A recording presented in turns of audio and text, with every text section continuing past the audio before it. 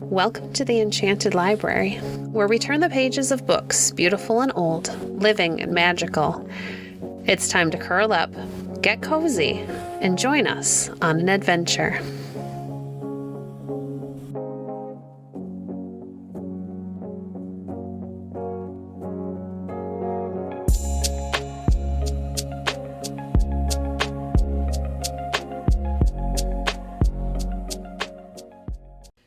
Today we're reading from the Heroes of Asgard by Annie and Eliza Keary, Part 27, The Dream.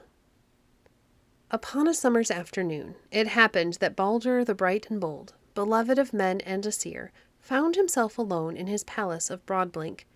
Thor was walking low down among the valleys, his brow heavy with summer heat. Frey and Gerda sported on still waters in their cloud-leaf ship. Odin, for once, slept on the top of Air Throne. A noonday stillness pervaded the whole earth, and Balder in Broadblink, the wide-glancing, most sunlit of palaces, dreamed a dream. Now the dream of Balder was troubled. He knew not whence nor why, but when he awoke he found that a most new and weighty care was within him. It was so heavy that Balder could scarcely carry it, and yet he pressed it closely to his heart and said, "Lie there, and do not fall on anyone but me." Then he rose up, walked out from the expanded splendor of his hall, that he might seek his own mother Frigga, and tell her what had happened to him. He found her in her crystal hall, calm and kind, waiting to listen and ready to sympathize. So he walked up to her, his hands pressed closely on his heart, and lay down at her feet, sighing. "What is the matter, dear Balder?" asked Frigga gently. "I do not know, mother," answered he. "I do not know what the matter is, but I have a shadow in my heart." "Take it out then, my son, and let me look at it," replied Frigga. "But I fear, mother, that if I do, it will cover the whole earth." Then Frigga laid her hand upon the heart of her son, that she might feel the shadow's shape. Her brow became clouded as she felt it. Her parted lips grew pale, and she cried out, "Oh, Balder, my beloved son, the shadow is the shadow of death." Then said Balder, "I will die bravely, my mother." But Frigga answered, "You shall not die at all, for I will not sleep tonight until everything on earth has sworn to me that it will neither kill nor harm you." So Frigga stood up and called to her everything on earth that had power to hurt or slay. First she called all metals to her, and heavy iron ore came lumbering up the hill into the crystal hall, brass and gold, copper, silver, lead, and steel, and stood before the queen, who lifted her right hand high in the air, saying, "Swear to me that you will not injure Balder." And they all swore and went. Then she called to her all stones, and huge granite came with crumbling sandstone, and white lime, and the round, smooth stones of the seashore. And Frigga raised her arm, saying, "Swear you will not injure Balder." And they swore and went. Then Frigga called to her the trees, and wide-spreading oak trees, with tall ash and somber firs, came rushing up the hill with long branches, from which green leaves like flags were waving. And Frigga raised her hand and said, "Swear that you will not hurt Balder." And they said, "We swear," and went. After this Frigga called to her the diseases, who came blown thitherward by poisonous winds on wings of pain, and to the sound of moaning. Frigga said to them, "Swear." And they sighed, "We swear," then flew away. Then Frigga called to her all beasts, birds, and venomous snakes, who came to her and swore and disappeared. After this she stretched out her hand to Balder, whilst a smile spread over her face, saying, "And now, my son, you cannot die." But just then Odin came in, and when he had heard from Frigga the whole story, he looked even more mournful than she had done. Neither did the cloud pass from his face when he was told of the oaths that had been taken. "Why do you still look so grave, my lord?" demanded Frigga at last. "Balder cannot now die." But Odin asked very gravely, "Is the shadow gone out of our son's heart, or is it still there?" "It cannot be there," said Frigga, turning her head resolutely, and folding her hands before her.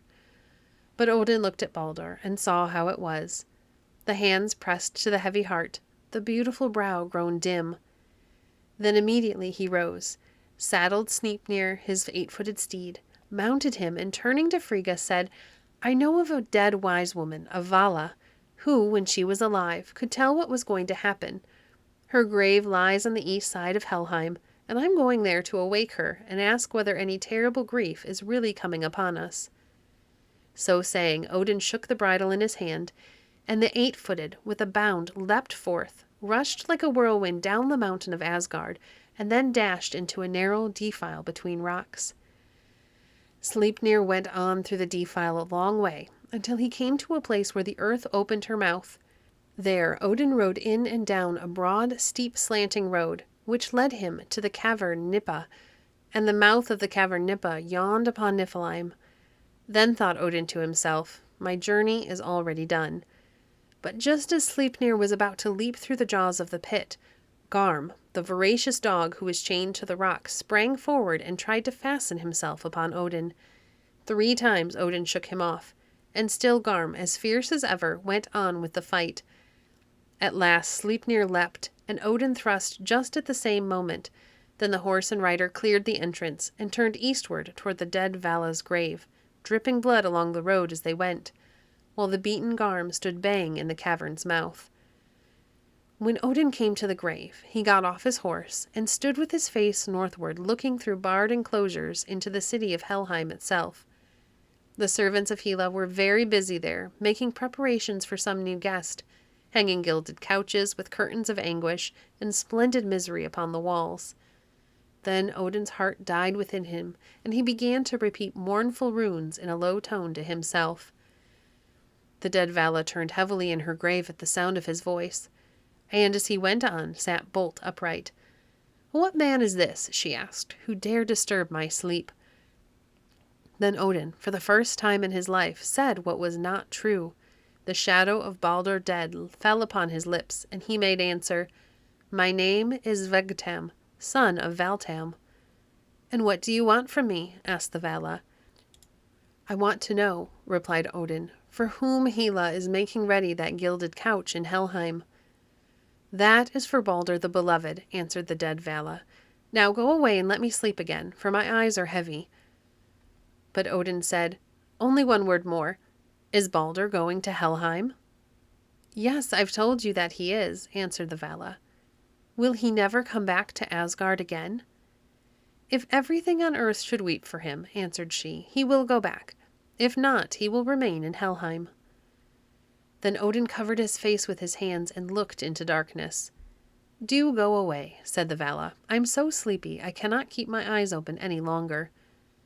But Odin raised his head and said again, "Only tell me this one thing. Just now, as I looked into darkness, it seemed to me as if I saw one on earth who would not weep for Baldur. Who was it?" At this, the Vala grew very angry and said, "How couldst thou see in darkness? I know of only one, who, by giving away his eye, gained light. No Vegtam art thou, but Odin, chief of men." At her angry words, Odin became angry too, and called out as loudly as ever he could, "No Vala art thou, nor wise woman, but rather the mother of 3 giants." "Go, go," answered the Vala, falling back into her grave. "No man shall waken me again until Loki have burst his chains and Ragnarok be come." After this, Odin mounted the 8-footed once more and rode thoughtfully toward home. Thank you for joining us today. If you enjoyed today's episode, please leave a review on your favorite podcast platform and share our podcast with a friend. Visit our website at www.enchantedlibrary.net to see our past books or to connect with us on Facebook. If you'd like to support the work we do, you can visit our Patreon page at patreon.com/enchantedlibrary. We appreciate your support. Until next time, friends, happy reading.